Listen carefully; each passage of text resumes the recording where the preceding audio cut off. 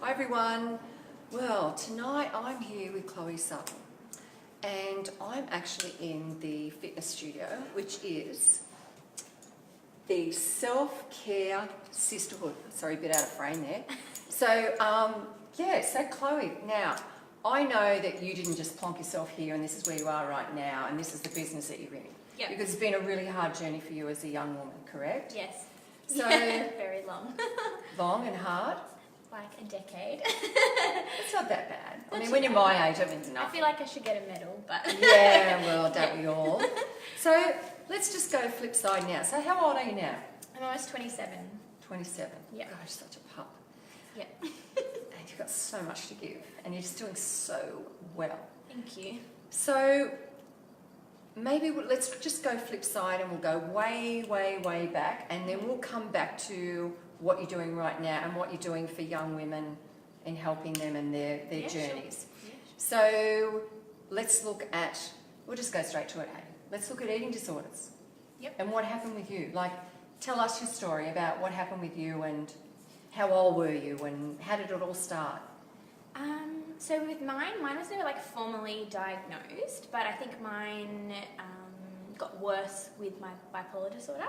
So for me, it developed when my bipolar kind of manifested for me in 2013. So how old were you then? I was 21. 21. Yeah. Gosh. So I was never formally diagnosed. My best friend is a dietitian, and we work together. And she's fully recovered from bulimia, and she was like, you're really strict with food, like too strict. And then when I got more sick with my bipolar and my hypomania got worse, the eating got worse.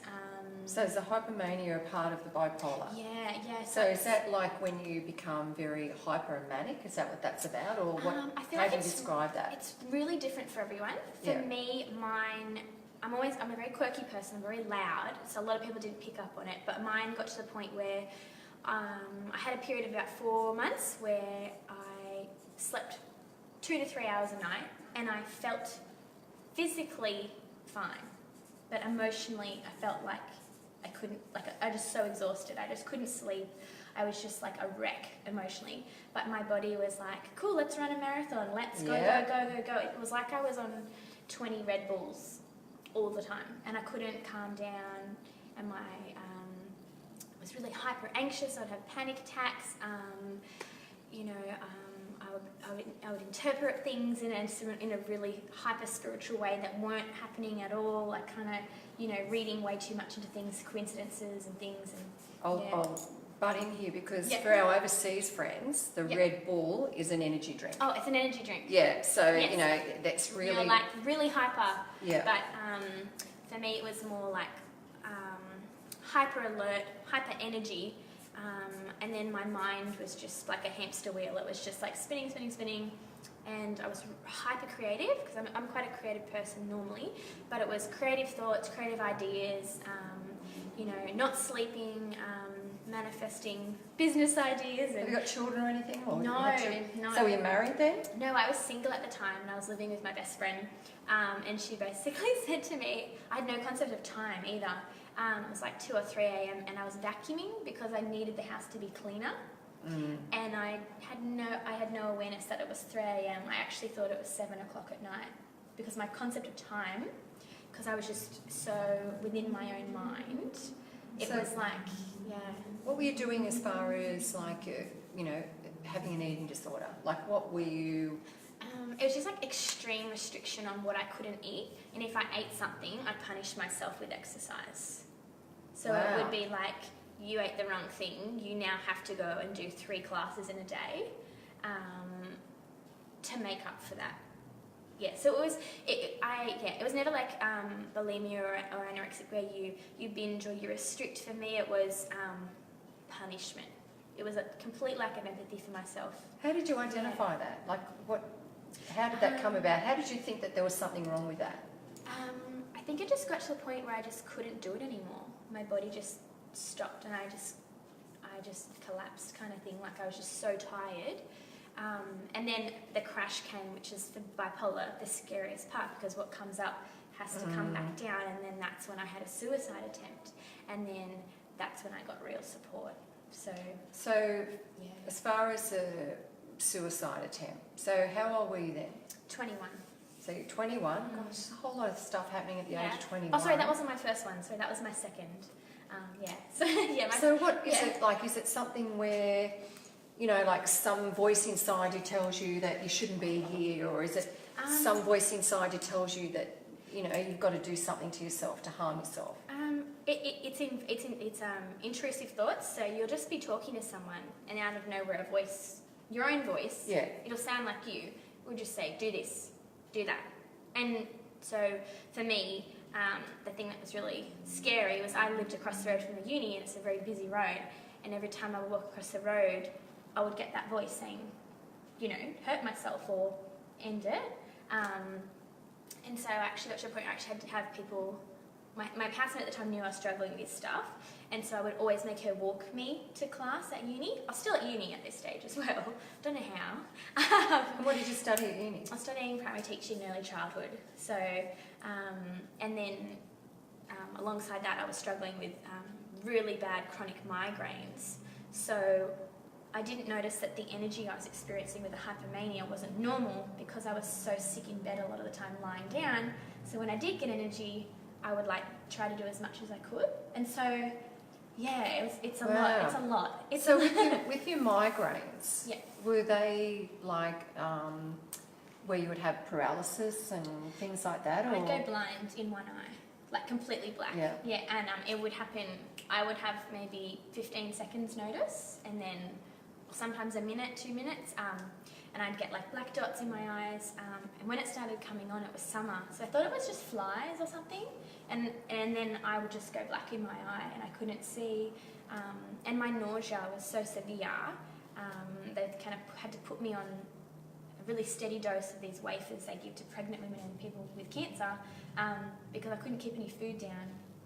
And then when I got diagnosed with bipolar, couldn't keep the meds down for the bipolar. So it was just like this. So that all happened like being diagnosed with bipolar at that age? Yeah. So it was like all together, this 1 year of just like cluster, and like everything just fell apart. Yeah. So with the migraines, was it any sort of allergy or anything that was happening? We actually figured this out in 2016. Again, my beautiful best friend Steph figured it out. She was the one that helped me get diagnosed in 2013 with bipolar, but 2016, by that point I'd been bedbound for 2 years with the migraines had progressed, gotten worse. So 2 years? 2 straight years. And in that time I tried to work, and I did spots of work, but basically it was, I would work for 3 hours and then be in bed for 2 days. And so I could never hold a job down. I got bullied for, you know, being sick and having bipolar and then migraines, and, you know, it's a lot for people to handle, so they think that's not a real story.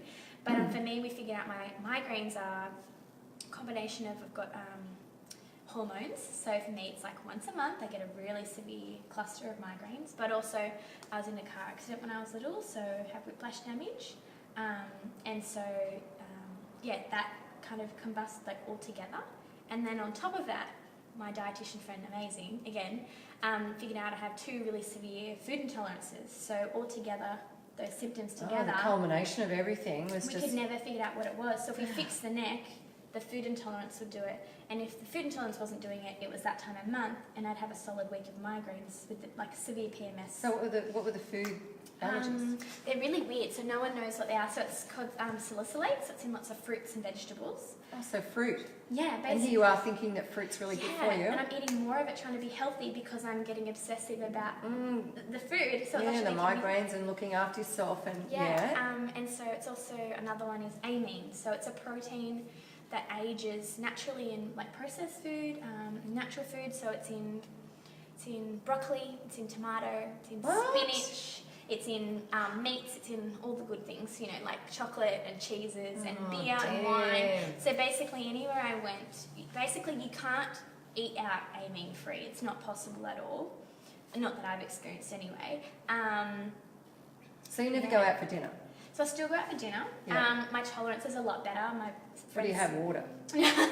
I love me some pizza. I'm a pizza girl, but I've built up my tolerance over 2 years so that I can, eat, a little bit more high aiming, maybe 2 or 3 times a week. And then I've got to be really careful, which again, alongside kind of like the orthorexic kind of behaviour, where it was like clean eating, you had to eat,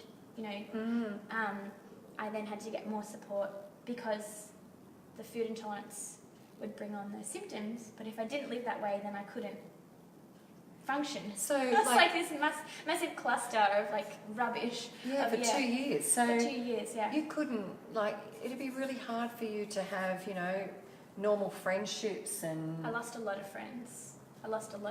Yeah. The ones that are here now, I know they're here for life. I have found out I had a lot of fair weather friends when I was finishing my uni degree, and I had people avoid me. I had people, delete me off Facebook. And I'd never done anything to them. I just had the label of bipolar, and they didn't know what it meant, so they just went no, we don't want anything to do with you. And then, it was just really hard. I didn't know anyone with bipolar. I was 21. So it was all new to you, the whole thing. Yeah. You didn't really know what it was all about. Yeah. So were you living with your parents when all this was going on? No, I was living with Steph, and I got a lot of support from my parents. So I wasn't able to live at home with my parents. My mum has a disability from the same car accident from when I was little, so she gets a lot of care. Oh. Yeah, so for us to all live together, and she has mental illness as well, it's like we love each other, but it's just too much to be together. Futile. And it means that there's no one healthy enough to care for us when we all drop. Come together, yeah. So I live with Steph, and then... This is your best friend who's the dietitian? Yes, she's an angel. I love that woman. She is the most incredible, patient... she saw me at my absolute worst. She found me at many times my absolute worst. And how did you meet Steph? I met her at university. I met her at a campus Bible study, my first week of university. And she smiled at me and she said, "You look really nervous. I'm really nervous too. Do you want to get coffee?" And so we got coffee. Oh, and, how lovely is that? And then literally a few months later we started living together, and she saved my life twice. So yeah, I'm very indebted to her. Do you want to say thank you to Steph? Yes, I love you, Steph. Thank you. And now she is our resident dietitian at the Self-Care Sisterhood in empowering other women like me. Oh, that's amazing. Yeah, so then you've got to that stage where you had the 2 years where you were with the migraines and everything was coming on top of you and whatever. So how did that turn? How did that flip over? A lot of psychology. I have a really good family friend who's a retired psychotherapist, and he said to me, "It's the hardest work you're ever going to do, but it's the most worthwhile, especially for you with your condition." And so I have been in therapy since I was 15, and it's expensive but worth it, and so worthwhile. Is that because of the accident that happened, or because of you knew them and you thought that you needed that help? How did you identify that? Yeah, we were really struggling as a family. My mum has a disability, really severe depression, really severe chronic depression. My dad was working long hours. My little sister was not old enough to look after herself, and it was just me caregiving. But then also, I just had chronic depression, and a lot of the time with bipolar 2, you have really long stretches of bad depression, and then you have little spurts of hypomania. And no one really picks up on it because they think, "Oh, she's perked up. She's herself again." So, and also, I come from a very quirky, eclectic family, and so well said.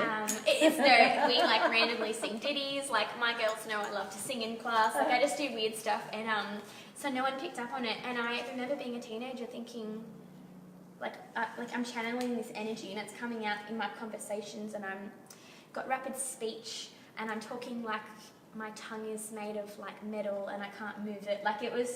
And so the symptoms were there, but I didn't know what they were. I just thought, oh, I'm just really quirky, quirky Chloe from Anna Bay with a quirky mum, and didn't really realise what it was until I So what made you go and how did you identify that?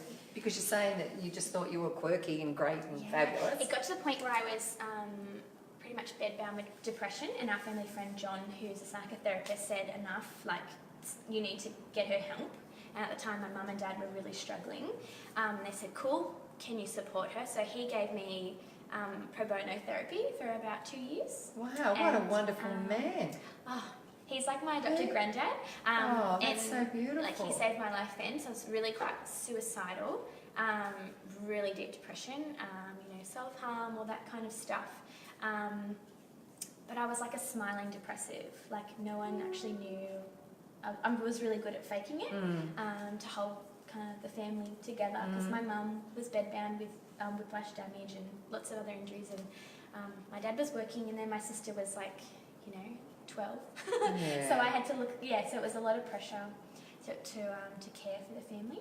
Not intentionally. My mum and dad are amazing, but it was like I put that pressure on myself to be the caregiver, and so I didn't know how to self-care. That's why I'm all about this now. That's right. And boundaries.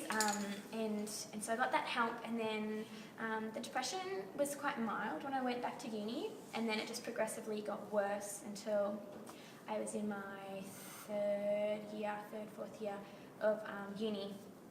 And I just finished a prac where I was working extremely long hours, wasn't sleeping, and then I think that's what, alongside a really high antidepressant I was on, which they now no longer use because it is actually like a suicide risk for people. Dear. It's like they don't use it anymore. So you had all the elements. Yeah, so basically the antidepressants lifted me up so high, and then the exhaustion from the workload just pushed me off the edge, and then it just went from there, and that was like the trigger.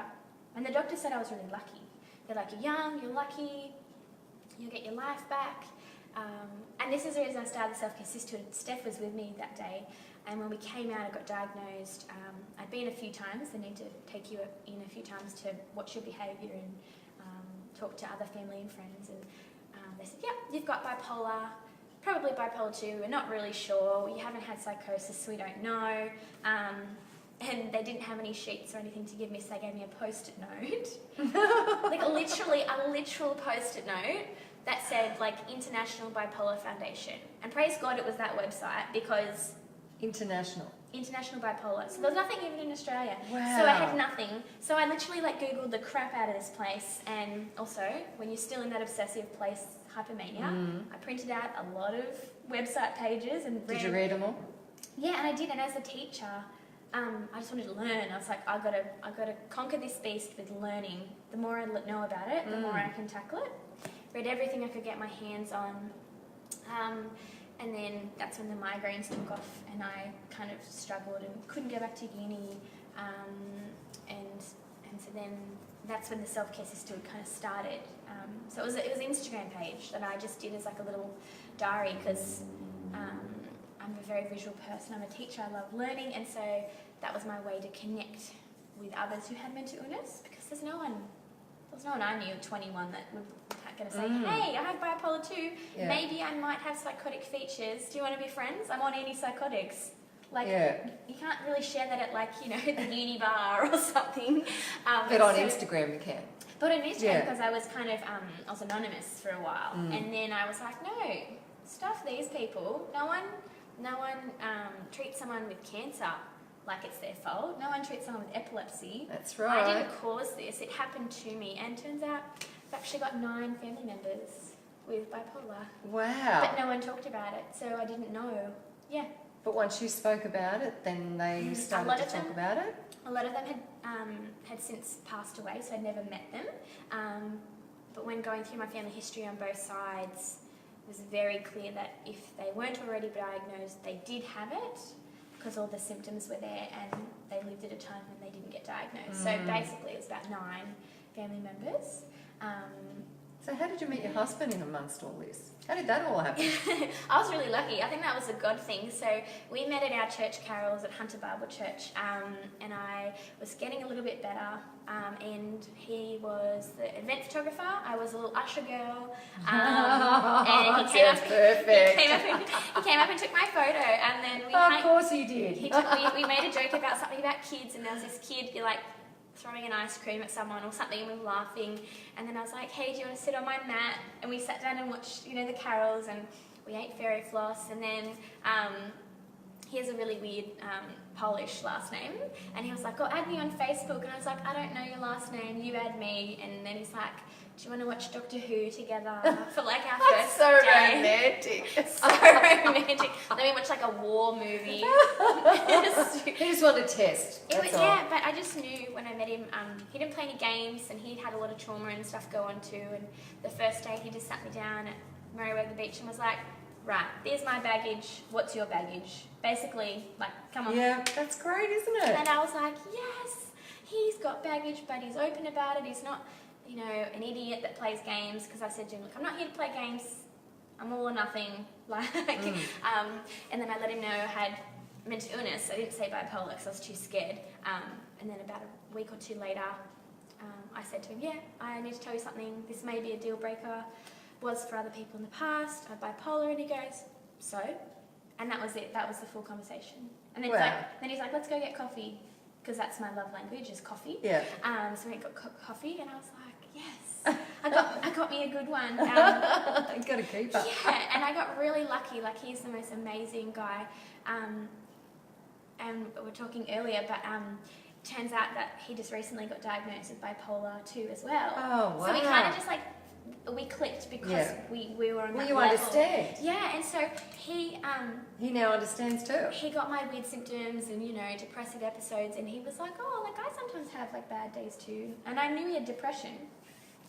Turns out he's got bipolar 2 and ADHD, so we're a really good match for each other. But it's hard work. Like, it's hard work because if we're both down, it's really hard. But we've got a lot of support in place. We've got an amazing church family. Our church pastors just come around us and supported us at the most hardest times in our marriage. Our family and friends are supportive. I feel like I'm the mental health educator for like everyone I know now. Like, I like drum it into them. Everyone's got a brain. So we work really well together. Yeah. So from there, how did you did you say to yourself, well, all right, I'm just going to go and start this business up? Like, is that how it all started? Like, no, it started with the hypomanic episode. I'm telling you, I'm actually quite thankful for my hypomania when it's controlled, because it gives me my best ideas. But it started, I think it was 2016, and I was really sick with migraines. Oh no, it might have been earlier. Either way, I started it around then, and I just was scribbling things out and, writing ideas out, and was like, basically it came back to the post-it moment. Where the hell do I go to get support? There's nothing in Newcastle. There's only support groups for people who care for people with mental illness. There's nothing for me. I have it. I'm living it. Other than a hospital. And I was, it was just hard. And there was a lot of shame around it too, because, people don't even realise. They say stuff. They're like, oh my gosh, that chick is so bipolar. And I'm like, you don't understand what that word means. Like, yeah, because it's a language now amongst young people, isn't it? Yeah, and it's so hurtful. It's like it's such a description that they use. It's like saying someone's a cancer. You would never say that. And so it was really, so it became an idea for a journal to help people, because I love journaling. I'm a teacher, love to learn and read and write and draw. For people with mental illness to support them. And so I actually interviewed psychologists, psychiatrists, a physio, my best friend Steph, a dietitian. And then the Instagram page kept building and building, and I was like, crap, people like my content, okay. And then people kept saying, how do you exercise with mental illness? Which is something that I'm really passionate about. My dad is like the world's most ridiculous power walker. Like, he power walks every single day. He's like, I've got to do it for my anxiety. And so he drummed it into me. It's for your health, it's for your mind. And then I was like, oh, maybe I should retrain. But so it took a while to get there. But in between that before I got married to Jacob, and before this all happened, just before I manifested my bipolar manifesto, I was in a fitness trial at Newcastle University for women with depression. Again, I didn't know I had bipolar, and I did it with my best friend Steph, who also had depression, and we were in the pilot group, and it was called Healthy Body, Healthy Mind, and basically they were trying to see if depression would shift over the 12 weeks, and we did 12 weeks of regular exercise, 3 to 4 sessions a week. We got rewarded for coming, so I was like, yep, I am a broke-ass uni student. Every time you go, you get a $20 gift card. Oh, I was like, I'm buying groceries. This is amazing. And then by the end of the trial, I was no longer considered chronically depressed anymore by their standards. So it was exercise that actually assisted you.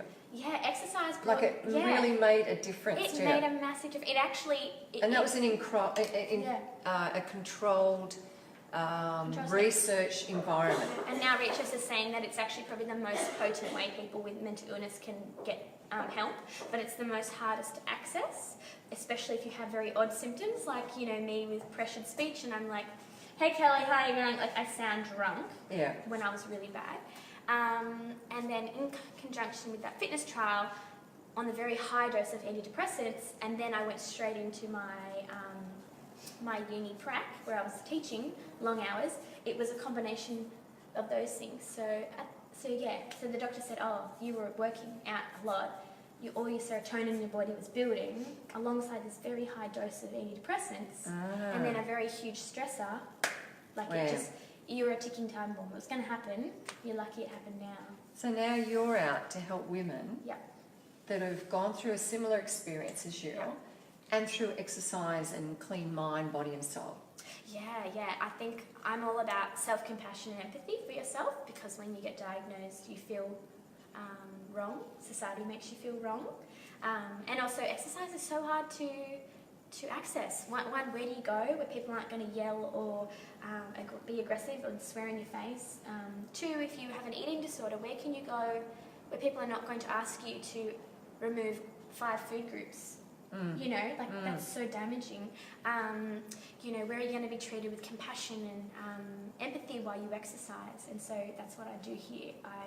It's really embarrassing. I'm embarrassed by the nickname, but they call me the cheerleader because I like to embody positive self-talk with the girls, because my pet hate, I went to another gym and they just yell at you, and I just would cry, and I'd be like, this is not empowering. So I just encourage the girls. I make really bad dad jokes. They laugh sometimes. And it's just fun. We just have girls together. We listen to really fun So it's for music. women only? So it's for women only, yeah. Which is a great, safe environment. Really safe, yeah. And I'm really strong about the culture that we keep here. We keep it clean, we keep it loving, uplifting, and our big thing is we treat each other how we want to be treated. And yeah, the girls are great. So it's what sort of exercise programs have you got? So we've got a different range of classes. So we do a strength kind of weightlifting style class, which for a lot of ladies they're like, that's scary, but it's actually our most popular class because you can lift heavy shit. Sorry, that's all right. You can lift heavy shit. You can lift heavy shit, and you can put it back down. And also, you only have to count to 10 or 8 or 12. So it's not like you have to have a lot of things going on up here. You can just be fully in flow, and there's nothing like that post-workout, all the little chemicals are working and you're feeling good. So you do yoga as well? We do yoga as well. We're starting in October. We're doing yin yoga, and we also And you'll be doing a bipolar support group? A bipolar support group. So you're building a little area here and... Yes. So what do you call it? We're calling it our rainforest retreat room. So we wanted it to feel non-gymmy because... there's enough of those. It's going to have beautiful white walls and hanging plants. It's going to be a great space for people to connect, to feel seen, heard and valued. We'll have workshops, yoga, guided meditation with me. Just lots of really fun things. And it's going to be really warm, so in winter, because we're in a big shed here, we'll have early morning classes in there. Beautiful. I'm just really excited, yeah. So, you've gone from way down there and all over the place and just manic and up and down and whatever and everywhere. Eating disorders Literally and everywhere. migraines and 2 years in bed and my story is ridiculous. bipolar and then marry a guy with bipolar and then suddenly... I'm an onion. layers and layers and layers, and we've peeled them right open. And now you've got this wonderful place, a real sisterhood for women to come and be nurtured and to be helped, in their journey. Yeah. And good luck to you. I just think it is fantastic. So we've got the name up here, like I said, the Self-Care Sisterhood. Yeah. So, you can contact Chloe on, what's the number, quick, Chloe? Phone number? 0414 053630. Oh, there you go. Then she's right, because I'm just reading it I'll off the move. bottom of the sign. Da, da, da, da, da, da. So, congratulations, Chloe. It's just an amazing journey that you've travelled. And Thank you. it's certainly inspiring for a lot of other young women that, Thank you.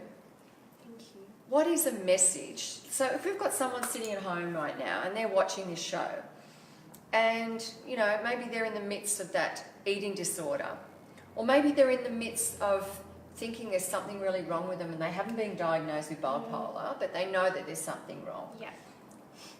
What would you say to a young woman right here and now to give them a message of hope? You just look down the camera Okay. and give them a little message, and we've only got like a little while, so Yep. I'll be really it's quick. not like it's not like days or anything. I won't do a full Oprah.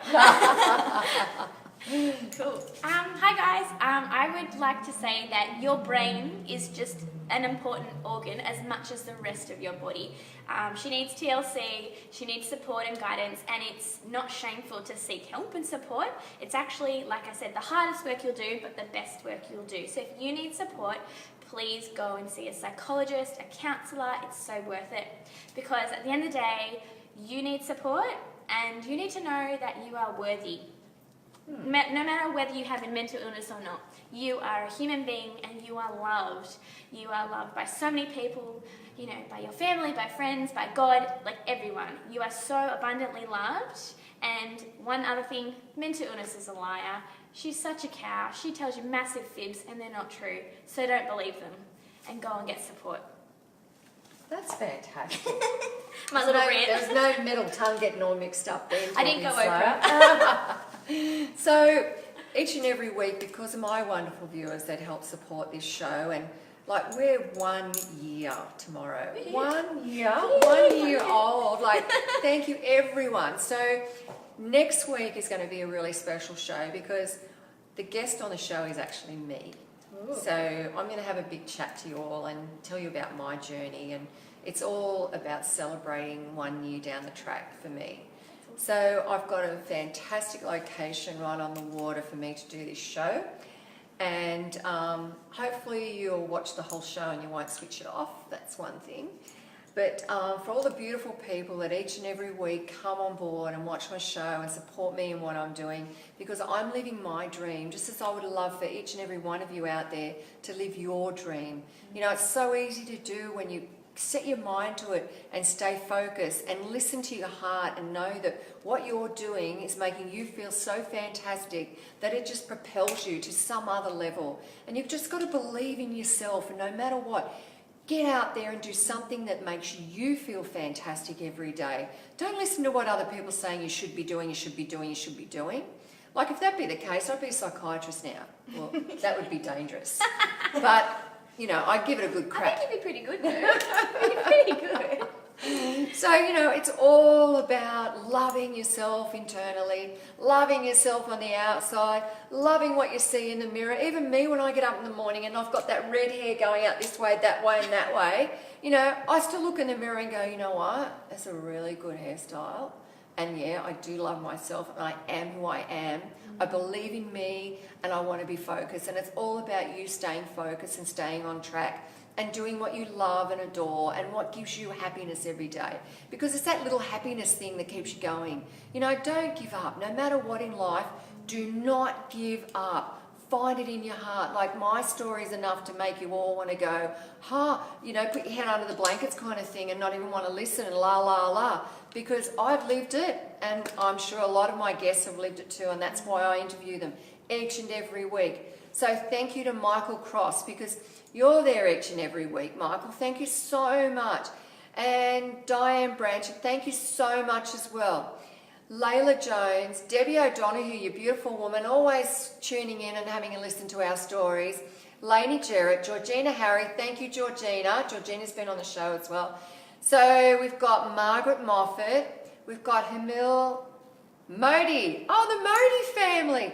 Thank you. Blessings to you in India. Thank you so much for tuning in. And we've got Bonnie Jane McCorrison. And thank you, Bonnie. Bonnie won some great tickets to the racing, the spring race did she? Awesome. carnival last week. So Winning. She's off to the races, Very yeah. good. And we've got Charles Argent. Thank you, Charles. Charles' sister has been on the show as well. And Joanne Haskew, so thank you for, you know, each and every week watching the show also. You know, and like I said before, it is about loving you. It's also about, you know, just getting up every day and loving life and 2 feet and a heartbeat. And know that you're going to be okay. So no matter what in life and what's going on around you, do not give up. Know you're going to be okay. So it's goodbye from me, everyone. It's goodbye from Chloe. Bye. Thank you so much. You're going to be okay. Bye.